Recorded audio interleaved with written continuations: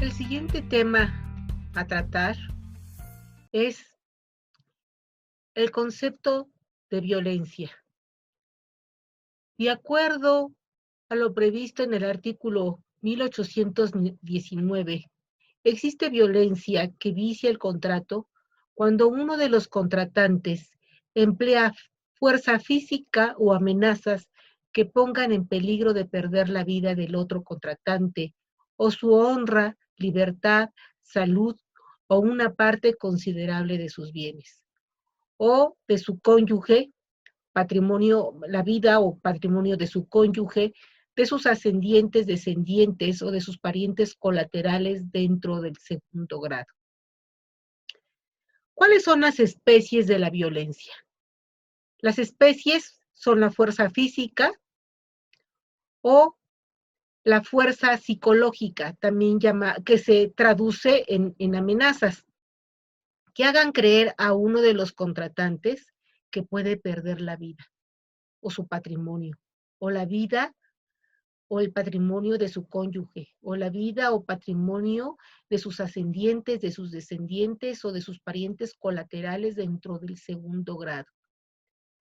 Del concepto que de violencia da el propio legislador, se puede desprender que en realidad el vicio de la voluntad lo, lo tiene quien sufre la fuerza física o las amenazas, por lo que el real vicio de la voluntad lo es el miedo o temor insuperable y no la violencia que lo produce en el cocontratante.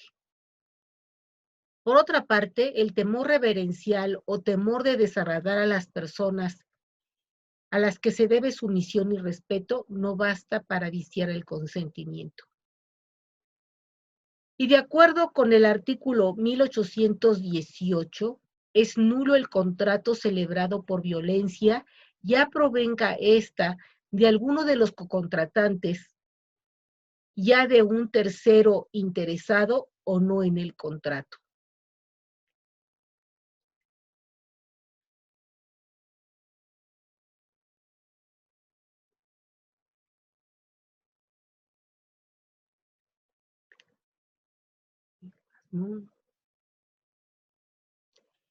La noción, pasamos o paso a otro vicio del consentimiento, la lesión. La noción jurídica de la lesión, originariamente en el Código Civil de 1928, regulada desde entonces en el artículo 17, se le reguló como una forma de dar por rescindido un contrato, o bien, de no ser posible ello, mantenerlo vivo con la reducción equitativa de la obligación cuando uno de los contratantes obtuviera un lucro excesivo de la contratación, explotando la suma ignorancia, la notoria inexperiencia o la extrema miseria del otro. Sin embargo, en el mismo Código Civil, en cita, se estableció en el artículo 2228 que la falta de forma establecida por la ley, si no se trata de actos solemnes, así como el error, el dolo, la violencia, la lesión y la incapacidad de cualquiera de los autores del acto, produce la nulidad relativa del mismo.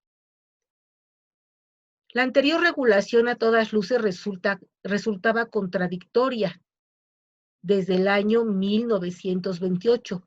Por una parte, conforme al artículo 17, el acuerdo de voluntades viciado con lesión era válido pero rescindible, y por la otra, conforme al artículo 2228, era anulable relativamente.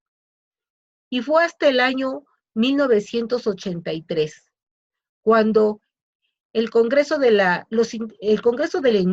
Unión, a través de sus integrantes, modificaron el texto del artículo 17 para determinar que en el mismo se podría dar lugar a la nulidad del contrato, pero también a la reducción equitativa de la obligación excesiva, más el pago de daños y perjuicios, lo que siguió siendo una contradicción jurídica, texto que sigue siendo vigente hoy en día. El texto del artículo 17 tiene además otros motivos de crítica, como el que no se señala en la disposición a partir de cuándo corre el año para hacer valer la acción de nulidad, o suponiendo sin conceder que procediera la acción de la reducción equitativa de la prestación, llamada también quanti minoris, y la acción de pago de daños y perjuicios. También es criticable, y ello desde su texto original, los supuestos que pueden dar origen al ejercicio de las acciones anticitadas, esto es, la suma ignorancia, la extrema miseria, la notoria inexperiencia, por ser términos tan vagos y subjetivos. Les presento un concepto de lesión como la evidente desproporción en las prestaciones que sufre una de las partes en un contrato conmutativo y oneroso por la ventaja que obtiene uno de ellos ante la suma ignorancia, notoria inexperiencia o extrema miseria del otro. Teorías que han explicado su naturaleza jurídica. Existe una teoría objetiva en la que solo se toma en cuenta para la calificación y su procedencia, la procedencia de la lesión, la desproporción de las prestaciones contractuales entre lo que recibe uno de ellos y la que recibe el otro. En cambio, la teoría subjetiva toma en cuenta el aprovechamiento que hace uno de los contratantes respecto de su cocontratante para sacar ese beneficio económico que resulta desproporcionado con relación a lo que recibe el otro. La posición seguida en los códigos civiles federal y local de la hoy Ciudad de México es una tercera postura, en la que resulta necesario que se acredite tanto el elemento objetivo como el subjetivo. Esto es, tanto la desproporción en las prestaciones como el que uno de los contratantes se haya aprovechado de la extrema miseria, de la notoria inexperiencia, de la suma ignorancia del otro. Lo que hace bastante difícil poder ejercitar la acción de la acción de nulidad basada en la lesión. Como ya había adelantado antes, el derecho como producto humano cambia según las necesidades sociales que el legislador le resulta necesario satisfacer, y por ello también es perfectible. El legislador en una gran mayoría de las ocasiones se nutre de los avances de la doctrina, y ese fue el caso tratándose del vicio de la reticencia propuesta por su autor Ernesto Gutiérrez y González, a cuya instancia se incluyó en los proyectos de códigos civiles de Quintana Roo y Puebla, en cuyas comisiones redactoras el maestro Gutiérrez y González participó, al igual que en el de el estado de Tlaxcala, que fue el primero que se creó. Sin embargo, en ese Código Civil no se incluyó el vicio de la reticencia. Posteriormente, sin su participación, este vicio de la reticencia fue incluida en el Código Civil de Coahuila de Zaragoza, pero a semejanza de como se había incluido en el Código Civil de Quintana Roo. Cuando el proyecto de este código pasó a la Cámara de Diputados. De manera desafortunada le cambiaron el sentido a la propuesta original hecha por el maestro Gutiérrez y González. Y finalmente al vicio de la reticencia se le confundió con el vicio del error. Y como la entidad Coahuila de Zaragoza tomó como ejemplo el Código Civil de Quintana Roo, pues tienen el mismo vicio, ahora sí que el mismo vicio de origen.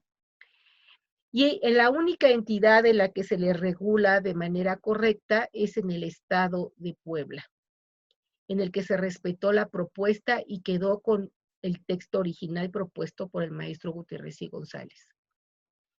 En otros dos códigos civiles, ya como dije, se le confunde con el error. Si bien la inclusión de la reticencia constituyó un adelanto en materia de vicios del consentimiento, la autora, Raquel Sandra Contreras López, señala que el verdadero vicio no es el de la reticencia, sino el de la ignorancia en el que se encuentra uno de los contratantes por la reticencia o silencio que guarda intencional o negligentemente su contrario, su contraparte. Este vicio de la reticencia, o esta figura, mejor dicho, esta figura de la reticencia, se regula también en la Ley de Seguros y Fianzas. Pero en la Ley de Seguros se le considera la reticencia como una causa de rescisión del contrato de seguros. En materia civil, en los códigos, particularmente en el Código Civil de Puebla, se le considera como un vicio del consentimiento y por lo tanto como una causa de nulidad del contrato. ¿Cómo se regulan los vicios del consentimiento o en qué parte se regulan los vicios del consentimiento en el Código Civil para la Ciudad de México del siglo XXI? Conforme a un principio de analogía que, vuelvo a repetir, se encuentra regulado en el artículo 1859 de los Códigos Civiles Federal y Local de la Ciudad de México, también estas reglas del consentimiento, en lo que le resulte aplicable, se aplican al acto unilateral. Por ejemplo, en el caso de la lesión, no se aplicaría este vicio. ¿Por qué? Porque como hice notar, para que proceda la lesión, debe de haber ocurrido la desproporción en las prestaciones en un contrato conmutativo y oneroso. Por ello, no puede ser aplicado a un acto unilateral. Debe de surgir la lesión de un acuerdo de voluntades. Y estos vicios del consentimiento se encuentran regulados en el libro cuarto de las obligaciones, primera parte de las obligaciones en general, título primero, fuente de las obligaciones, capítulo primero, denominada contratos, en su sección cuarta titulada Vicios del consentimiento, en sus artículos 1812 al 1823. Pasamos al cuarto vicio del consentimiento. La forma. La forma no es un elemento exclusivo del contrato, sino que ella se requiere en todos los ámbitos culturales para plasmar la voluntad humana. En la religión, en la moral, particularmente en el derecho, y dentro de en cada una de sus ramas. Jenny señalaba que la forma debe entenderse como el o los elementos de carácter exterior sensibles, esto es, que pueden ser perceptibles a través de los sentidos, en que se plasma todo acto de voluntad o los hechos de la vida social de donde provienen los derechos subjetivos. También se le puede entender, y este es un concepto de la autoría del maestro Gutiérrez y González, como el conjunto de elementos sensibles que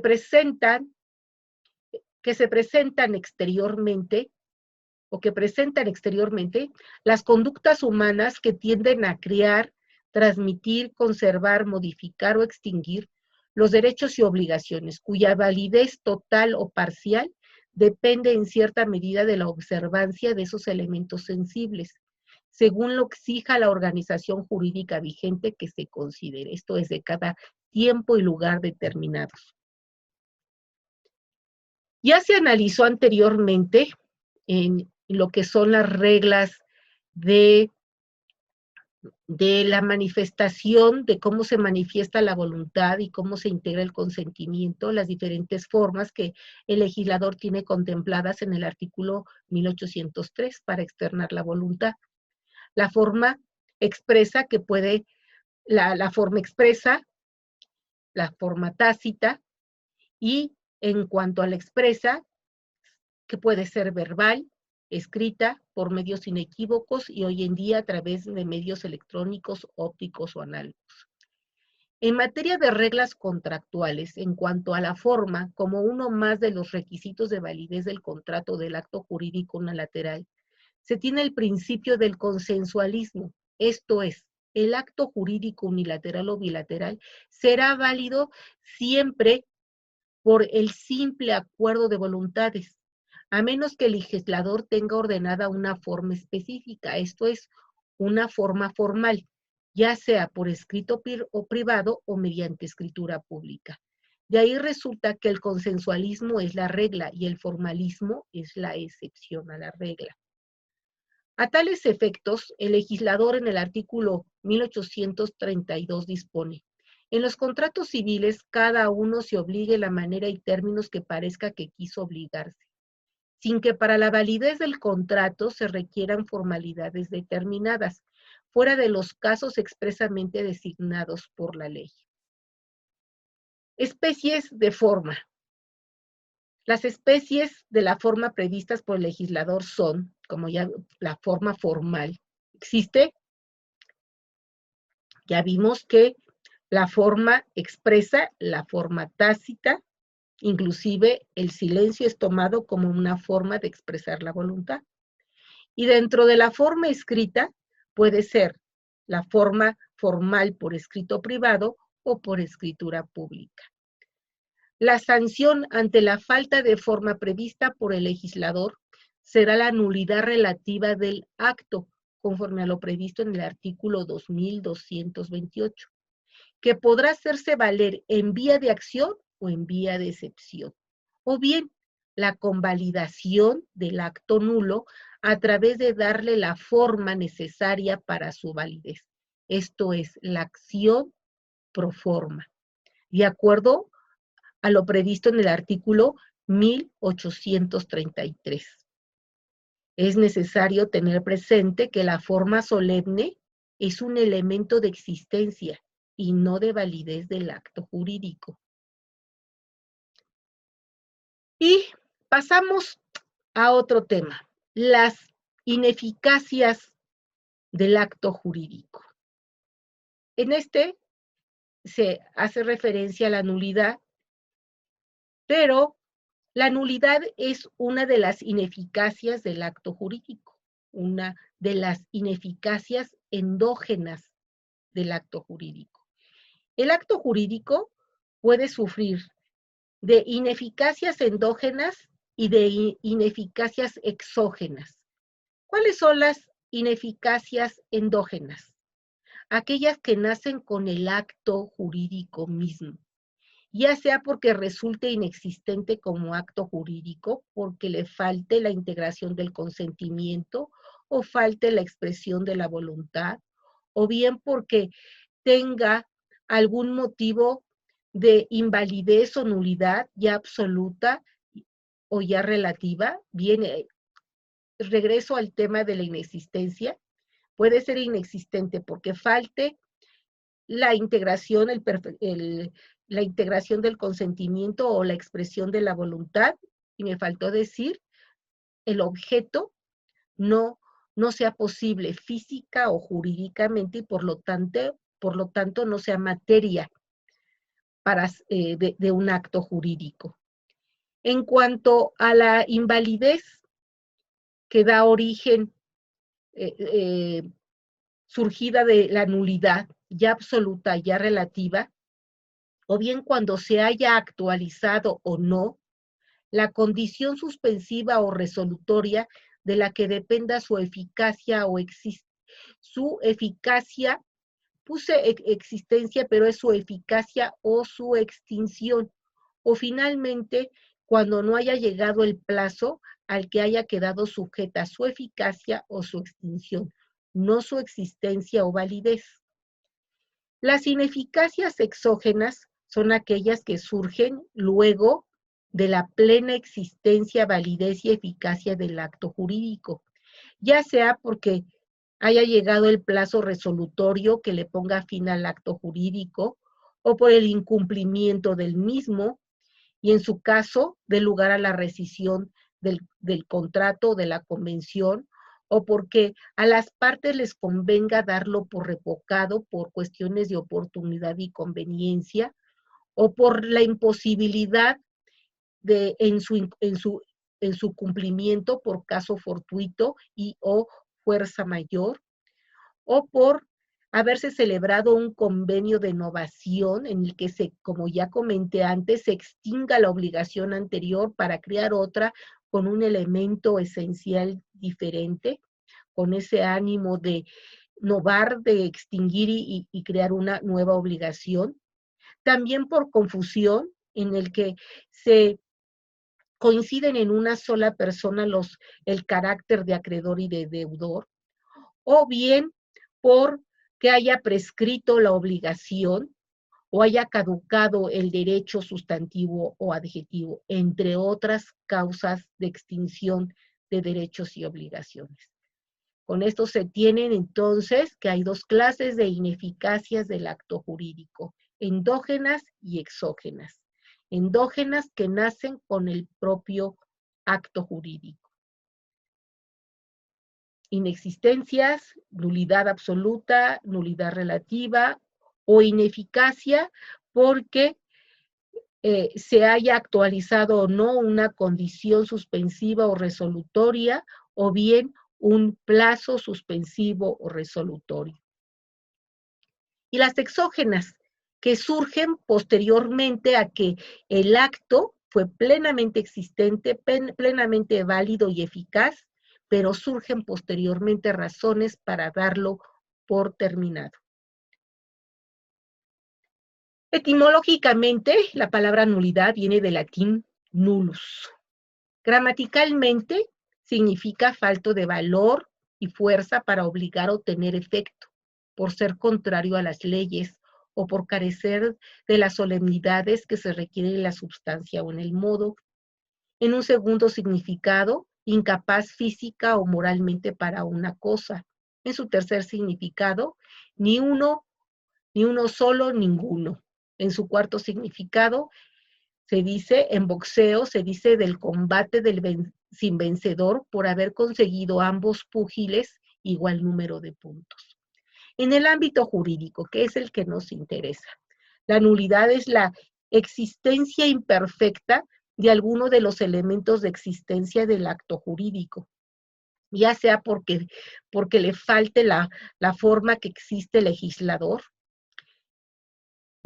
una de las partes en el contrato o el autor de la conducta unilateral no sea capaz, o bien sus voluntades se encuentren viciadas, o finalmente persigan un objeto o tengan un motivo o fin ilícito. Eso dará lugar a la nulidad del acto jurídico, absoluta, relativa, según la gravedad de la infracción.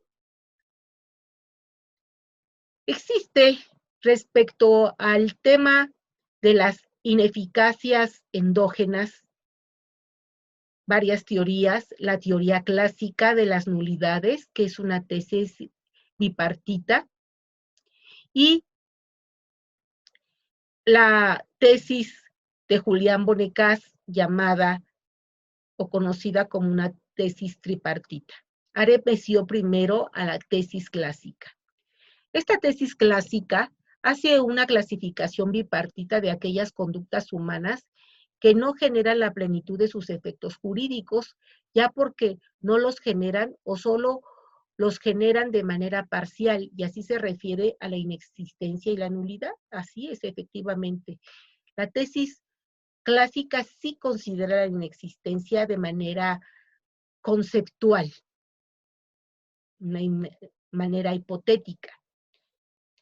Y señala respecto a la inexistencia, se señala estos puntos.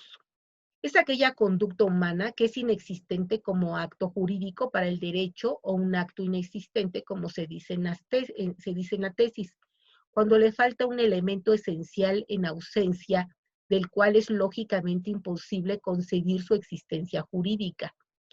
El acto inexistente se sostiene por esta tesis, se confunde con la nada y el derecho no tiene que ocuparse de él, porque de hacerlo se estaría ocupando de la nada.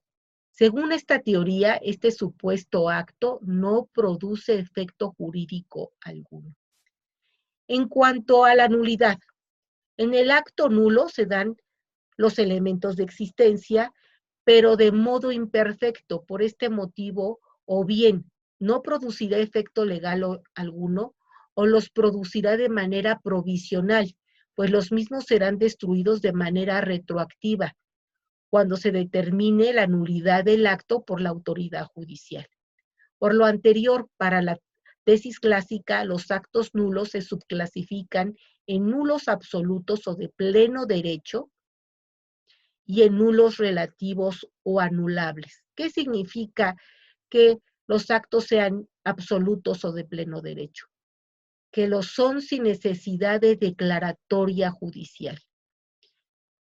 La diferencia de los anulables, que sí requerían declaratoria judicial. Hoy en día, tanto la nulidad absoluta como la nulidad relativa requieren necesariamente una declaratoria judicial para que se destruyan retroactivamente sus efectos.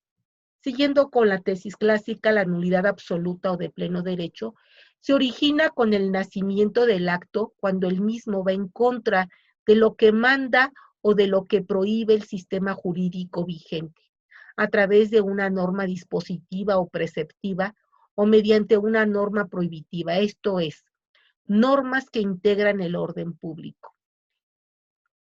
El acto nulo absoluto en esta tesis es asimilado al inexistente, por ello se sostiene por esta tesis que no produce efecto legal alguno y constituye también la nada jurídica.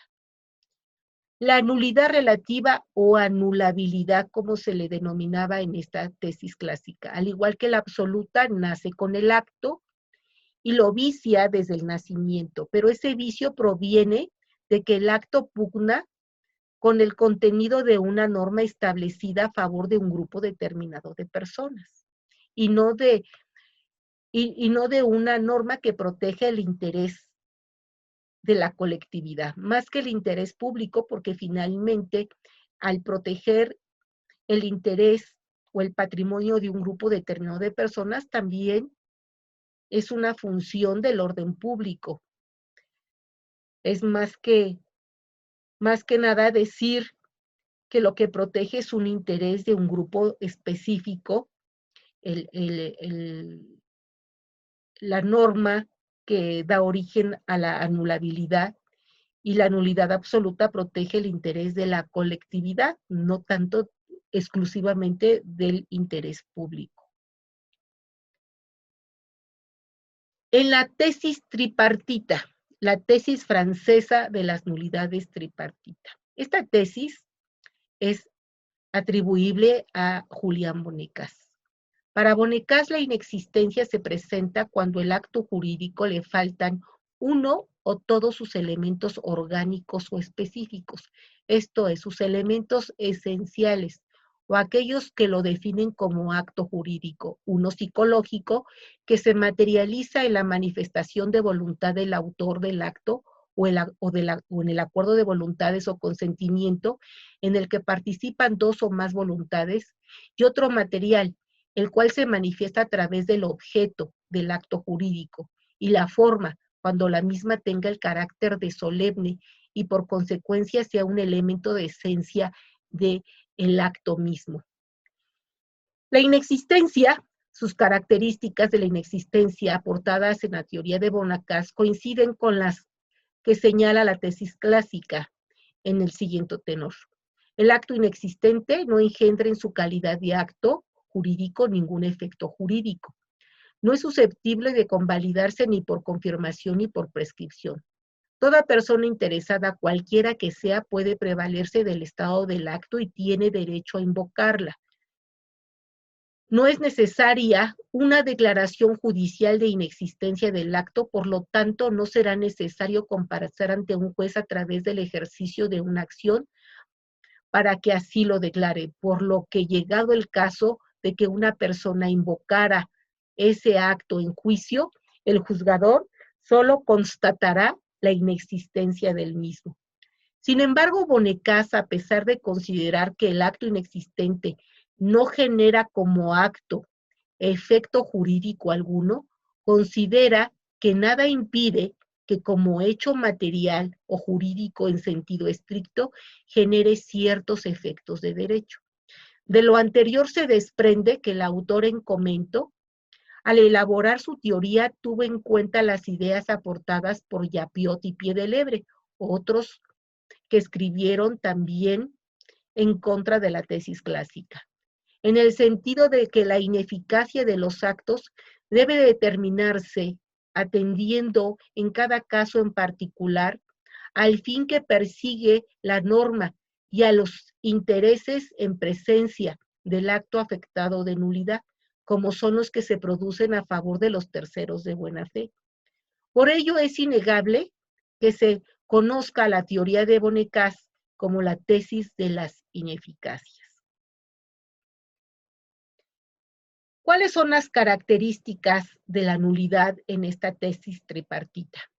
Esta nulidad reposa sobre el supuesto de la violación a una regla de orden público y, al decir de Bonacaz, difiere de la tesis clásica en que no se asimila la inexistencia, sino por el contrario, permite al acto producir sus efectos mientras no es destruido y tiene las siguientes características. Puede invocarse por cualquier interesado. No desaparece por confirmación del acto ni por prescripción. Caducidad, decía el maestro Gutiérrez y González, idea que yo comparto, considerando que solo las obligaciones prescriben y los derechos caducan. Necesita ser declarada por un juez en sentencia definitiva que cause estado. Una vez declarada, se retrotraen sus efectos y se destruye el acto por regla general desde su nacimiento con todas sus consecuencias. La nulidad relativa encuentra su caracterización, según Bonacaz, por un método de exclusión enunciado en forma simplista al decir: es relativa toda nulidad que no corresponde rigurosamente a la noción de nulidad absoluta. De esta manera resulta ser nulidad relativa toda aquella que no cumpla con las características de la absoluta y tienen solo como semejanza ambas nulidades el que, una vez declaradas por la autoridad judicial, el acto impugnado es integral y retroactivamente destruido. El acto y sus consecuencias.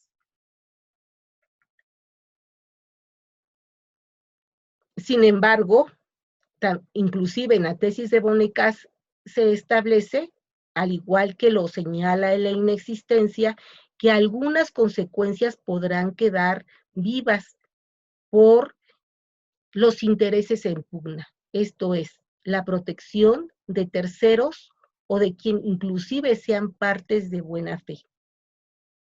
Como reacción contra la tesis clásica, también, como comenté, se inició una corriente de nuevas ideas sobre la materia de inexistencia y nulidades, destacando las de Yapiot y Piedelebre, tratadistas que pusieron en relieve una serie de fallas de esta tesis clásica y marcaron nuevos derroteros al pensamiento sobre la materia. Derroteros que posteriormente sintetizó y aprovechó Julián Bonacaz para elaborar una doctrina que hubo de tener decisiva influencia en el texto legislativo Civil Mexicano de 1928, que permanece hasta hoy día en los códigos civiles local y federal, local de la Ciudad de México y el Código Civil Federal publicados en el año 2000. ¿Cuáles son los puntos destacados de la tesis de René Yapiot? Presentó su estudio sobre nulidades con un prefacio, 3 partes y sus conclusiones, y son estas. Prefacio con crítica a la tesis clásica, primera parte, en donde señala una evolución de la teoría de las nulidades, una segunda parte, en donde señala método y principios directores de un trabajo de reconstrucción, una tercera parte en la que expone su nueva teoría y sus conclusiones. De la tesis, Yapiot, después de que desarrolló los puntos que se anotaron en el apartado anterior, llega a las siguientes conclusiones. Debe desecharse la tesis clásica porque da soluciones en masa o en bloque a problemas tan complejos como los ya anotados de los efectos de la intervención del juez, de la prescripción y de la confirmación del acto impugnado de nulo, de las personas que pueden prevalerse de la situación del acto. Segundo, la ineficacia de los actos debe determinarse atendiendo en cada caso al fin que persigue la norma y a los intereses en presencia del acto nulo. 3. Aunque parezca una paradoja, esa especialidad constituirá en cierta manera el rescate de la generalidad de esta teoría, porque ella se impone por la extensión misma de los intereses que queremos tener en cuenta. Para establecer esta teoría más especializada, un solo procedimiento es posible, el de las soluciones distintas para cada cuestión, y no soluciones en masa o en bloque, como señaló René Yapiot, que propuso la tesis clásica. Por su parte, la tesis de Piedelebre anota diversos casos en que se hace efectiva la máxima latina quod nullum et nullum productum effectum, que en una traducción libre significa lo que es nulo no produce efectos y por lo tanto deja de tener realización. Así considera que hay ocasiones en que a pesar de la nulidad sí se producen efectos. Por ello, con este autor puede decirse que hay ocasiones en que un acto, sea inexistente o nulo, sí puede producir efectos, al contrario de la tesis clásica en la que se sostiene que no generan efecto alguno.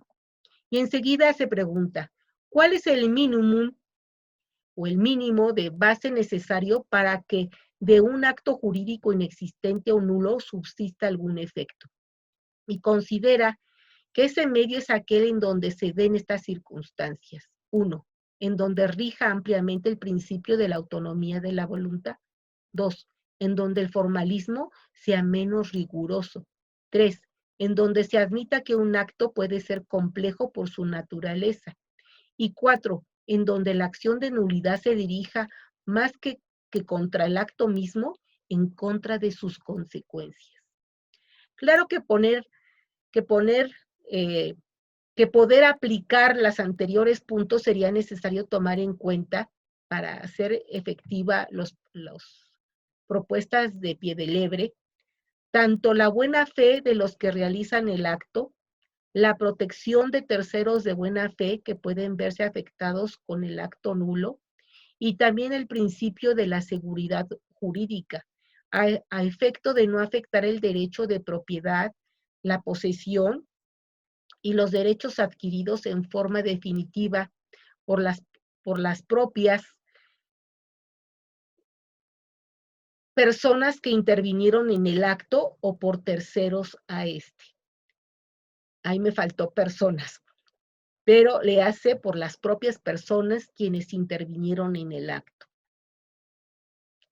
En el Código Civil de 28, publicado en 1928, haciendo eco de la tesis de Bonecaz, Se regula la inexistencia y la nulidad, tanto absoluta como relativa, en sus artículos 2224 al 2242, de acuerdo a lo siguiente. En el artículo 2224 del Código Civil de la actual Ciudad de México se regula la inexistencia, la que se produce por la falta de una voluntad en los actos unilaterales o por la integración del consentimiento tratándose de actos bilaterales, pero también el supuesto de la falta de forma solemne, ello conforme a lo previsto en la primera parte del artículo 2228, interpretado contrario censo. En la regulación que en el Código Civil de la Ciudad de México se hace también de la nulidad absoluta, la misma se actualiza de acuerdo a lo establecido en el artículo 2225,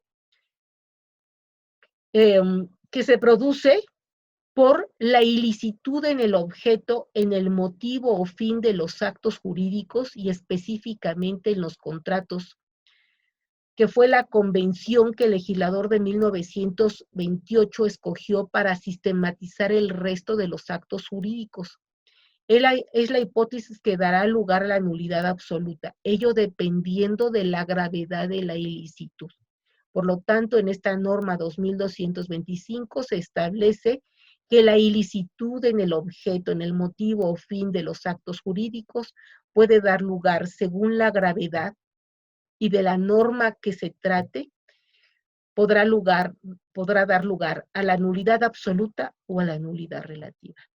En cuanto a la nulidad relativa, en el artículo 2228 señala los supuestos que originan la nulidad relativa del acto jurídico, entre los que se encuentran la falta de forma, siempre que no se traten de actos solemnes, el error, el dolo, la violencia, la lesión y la incapacidad de cualquiera de los autores del acto o del autor del acto si es unilateral. La anulación de un acto jurídico obliga a las partes a restituirse mutuamente lo que han recibido o percibido en virtud o por consecuencia del acto anulado, de acuerdo a lo previsto en el artículo 2239, de ahí que no haya lugar al pago de daños y perjuicios. Una vez declarado nulo absoluto, nulo relativo por una sentencia definitiva que ha causado estado o es cosa juzgada,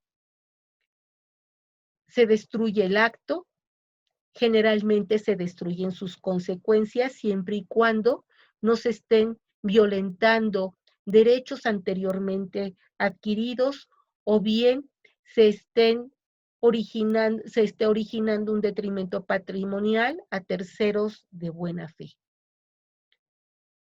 Los intereses de pugna que hablaban Yapiot y Pie de Lebre. El legislador del Código Civil, publicado en 1928, al elaborar el título sexto de la inexistencia y la nulidad, tomó en cuenta, como ya apunté antes, la teoría de las ineficacias de Julián Bonecaz, como ya quedó expuesto antes, de acuerdo a su tesis tripartita, clasificándolas en inexistencia, nulidad absoluta y nulidad relativa. La inexistencia es el acto jurídico inexistente por falta de consentimiento o de objeto que pueda ser materia de él. No producirá efecto legal alguno y no es susceptible de valer por confirmación y por prescripción, y su inexistencia puede invocarse por todo interesado. Sin embargo, la inexistencia no fue contemplada por el llamado Código Napoleón, a lo que Bonecaz afirma que ello no importa, pues es una noción que no se subordina a los textos jurídicos, sino que los domina. Nulidad absoluta. La característica de la nulidad absoluta, las características son, por regla general, no impide que el acto produzca provisionalmente sus efectos, los cuales serán destruidos retroactivamente cuando se pronuncie por el juez la nulidad. De ella puede prevalerse todo interesado y no desaparece por confirmación ni por prescripción, entiéndase caducidad. También hay que tener presente siempre que esa sentencia que dicte el juez o autoridad jurisdiccional deberá ser definitiva y haber causado estado. ¿Qué significa haber causado estado? Que ya no exista recurso alguno, ordinario o extraordinario, que se pueda hacer valer para cambiar el sentido de la resolución. En cuanto a las características de la nulidad relativa, no impide que el acto produzca provisionalmente sus efectos, los cuales serán destruidos retroactivamente cuando se pronuncie por el juez la nulidad relativa. Se puede convalidar por confirmación o por el paso del tiempo, esto es, por prescripción, como dice la ley, o por caducidad, por tratarse de un derecho. Puede prevalerse de ella solo el que la ha sufrido,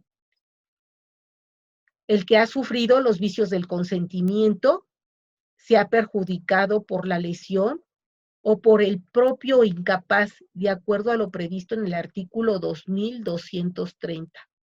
La falta de forma compete a todos los interesados, de acuerdo con el artículo 2229, en vía de acción o en vía de excepción. Y aquí pasamos a otro tema, que es el de las modalidades del acto jurídico.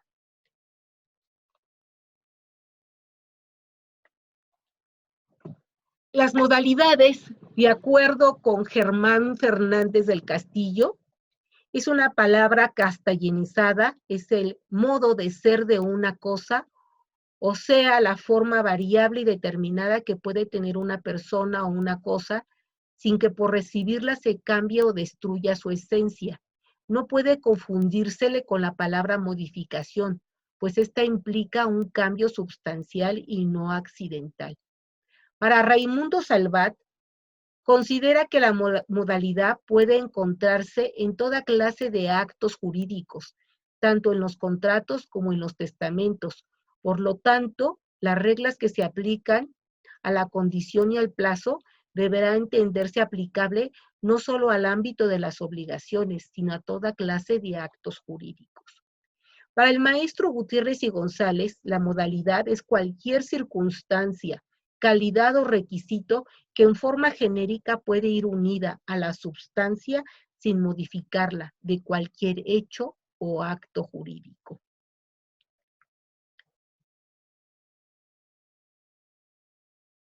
De ahí que la modalidad es, ya lo, perdón, tengo esta presentación por lo que se refiere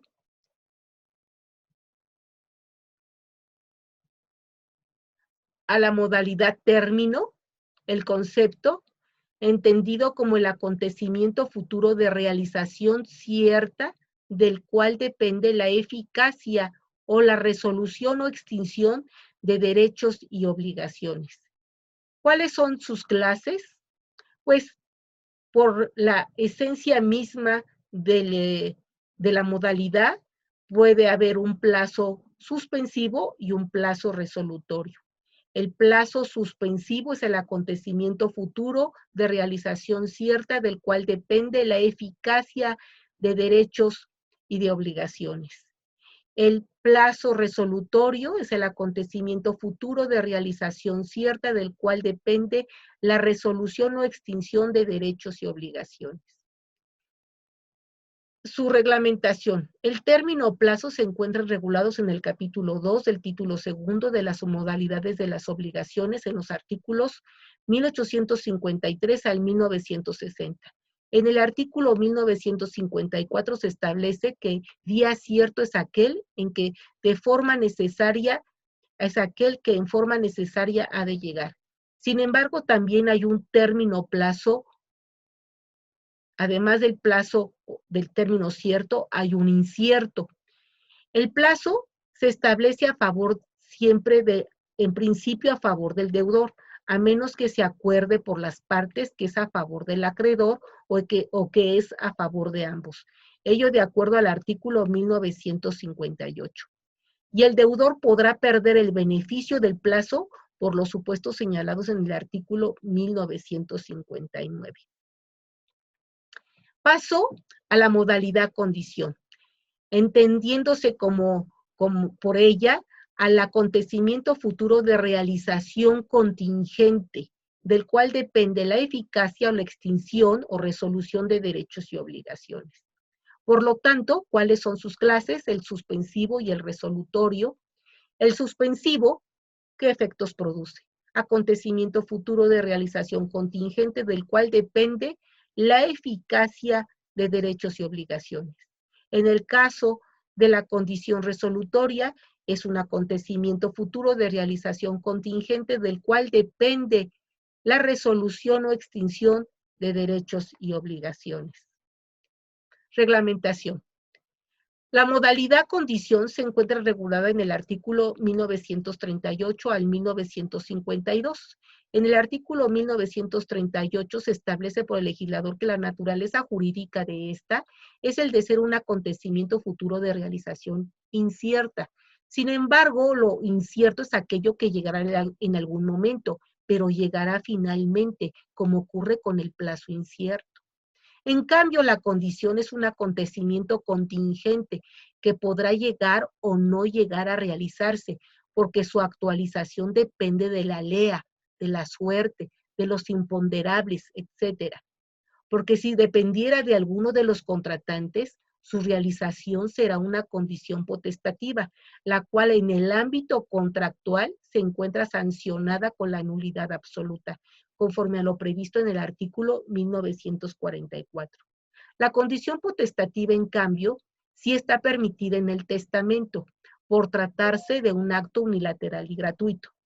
Por otra parte, el legislador en los artículos 1938 y 1939 dispone, tratándose de la condición suspensiva, que de la realización de la misma dependa que el acto exista o nazca, pero ello no es exacto al interpretarse los dos artículos en cita con relación al artículo 1942, en el cual se dispone que cuando el cumplimiento de una obligación se sujete a la actualización de una condición suspensiva, en tanto ésta no se cumpla, el acreedor podrá ejercitar todos los actos conservatorios de su derecho y el deudor deberá abstenerse de todo acto que impida que la obligación pueda cumplirse en su oportunidad. Por lo tanto, si no existiera la obligación, no habría acreedor que pudiera exigir algo, ni deudor que estuviera obligado a cumplir. En este cuadro presento, tanto para la condición como para el término, o plazo, también se le llama plazo, otro tipo de clasificaciones. En materia de condición, existe una clasificación más amplia, la casual, la potestativa y la mixta, que son reguladas, como se puede apreciar, en artículos que corresponden al derecho sucesorio mortis causa. La casual y la mixta regulada en el artículo 1356. La potestativa o meramente potestativa en el artículo 1352 y 1353, respectivamente. Y en el artículo 1944, ya en materia de contratación, la condición potestativa, la cual de actualizarse produciría la nulidad absoluta del acto jurídico o del acuerdo en donde se haya pactado esa condición potestativa. También se puede clasificar a la condición en positiva y negativa, la positiva regulada en el artículo 1946, la negativa en el 1947, la posible, imposible e ilícita, la ilícita de manera particular en el artículo 1943. En cuanto al término, hay un término cierto. ¿Qué es el término cierto? El que tiene una fecha específica de su llegada. Aquel que va a llegar en una fecha que ya se conoce. En cambio, el término incierto es aquel que no se sabe cuándo va a llegar, como ocurre con la vida de todo ser vivo, entre ellos los seres humanos. Nuestra vida, que es un hecho jurídico en sentido estricto por evento de la naturaleza, la vida, está sujeta a un plazo afortunadamente incierto de la llegada de otro hecho biológico, natural, en sentido estricto, que dará por terminada la vida biológica como la vida jurídica. Entonces, tenemos términos ciertos, términos inciertos. Plazos o términos expreso y tácito. En el caso del tácito se encuentra regulado en el artículo 2080, último párrafo. Voluntario y establecido por el legislador. En el caso del plazo o término establecido por el legislador, se encuentra un ejemplo en el artículo 2080, en su primer párrafo, y en el artículo 2448-C, en su primera parte. Plazo judicial y prorrogado por el legislador. El judicial se tiene como un ejemplo el artículo 404 del Código de Procedimientos Civiles. Me faltó ponerle ahí, pero es Código de Procedimientos Civiles, y en el ámbito del Código Civil, el 2448-C, en su segunda parte, que es un ejemplo de prorrogado por la ley.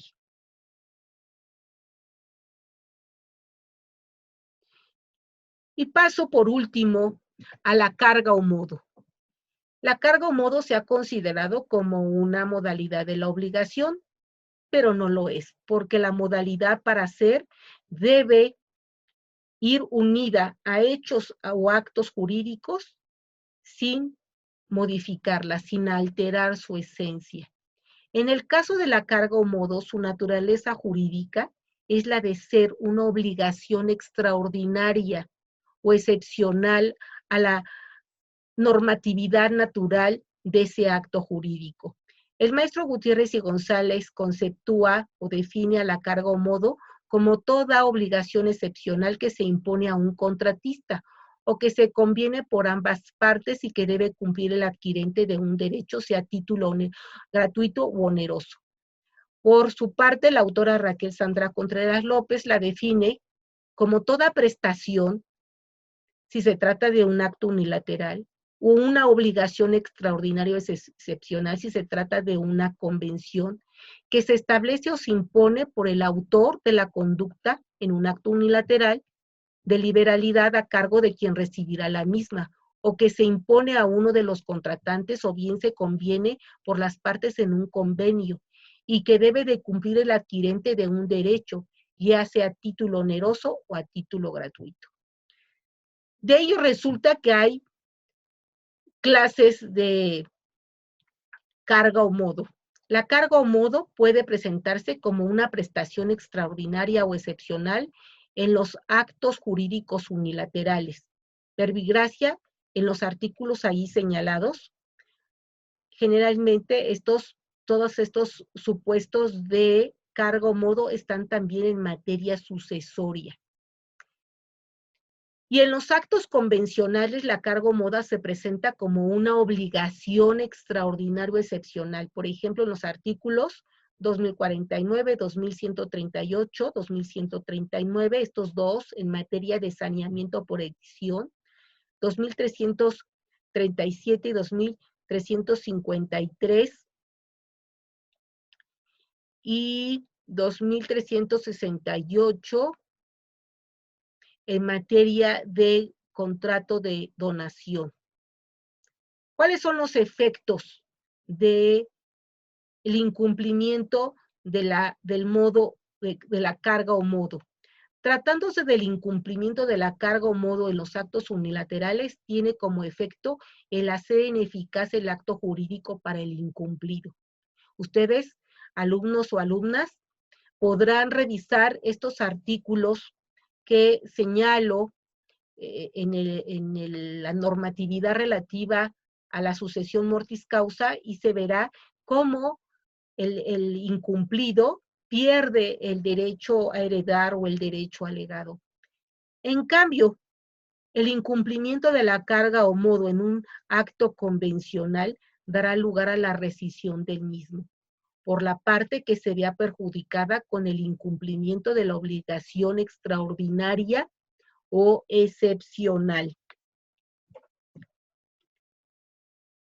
Reglamentación. Esta figura jurídica de la carga o modo, teniendo la naturaleza jurídica de ser una prestación o obligación extraordinaria o excepcional, se contendrá en las llamadas cláusulas accidentales o voluntarias del acto jurídico, ya sea este unilateral, como el testamento, o bilateral, como un contrato de compraventa o de arrendamiento, etc.